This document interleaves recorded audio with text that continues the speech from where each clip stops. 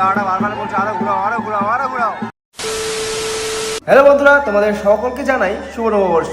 আমার এই ছোট্ট একটু ফ্যামিলির আর একটা নতুন ভিডিওতে তোমাদের সকলকে সুস্বাগতম। আর আজকে হচ্ছে চৈত্র মাসের শেষ দিন, মানে আজকে বছরের শেষ দিন। আর আজকে হিন্দু সম্প্রদায়ের মধ্যে একটা পুজো রয়েছে, চড়ক পুজো। চড়ক পূজায় চৈত্র মাসে অনেকেই সন্ন্যাস গ্রহণ করে। আর এই চড়ক পুজোয় বিভিন্ন রীতি নিয়ম রয়েছে।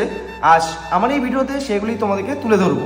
যেমন রয়েছে নররাক্ষস খেলা, বিভিন্ন রকমের চালান, তারপর কলা গাছ কাটানো, তারপর আগুনের উপর হাঁটা, আর শেষে রয়েছে চড়ক পরিক্রমা। তো চলো তোমরা এই ভিডিওটা স্কিপ না করে পুরোটা দেখো, আর আমি তোমাদের দেখানোর চেষ্টা করব, যতদূর পারবো দেখানোর চেষ্টা করবো, ঠিক আছে? কেন কি প্রচুর ভিড় হয়। তো চলো যাওয়া যাক। আমরা এখন যেখানে আছি এই মাঠটি চড়ক মাঠ নামেই পরিচিত, অনেকে বিএড কলেজ মাঠ নামেও চেনে। আর কিছুক্ষণের মধ্যেই নররাক্ষস চালানো হবে, তারপর এই কলা গাছটি কাটানো হবে। ব্যারিকেডের ভিতরে যে সমস্ত ভক্তবৃন্দ আছেন সবাইকে বসার জন্য অনুরোধ করা হচ্ছে। ব্যারিকেডের সামনে যে সমস্ত ভক্তবৃন্দ আছেন তাদের আর কেউ পয়সা ছুড়বেন না, বাতাসাও ছুড়বেন না।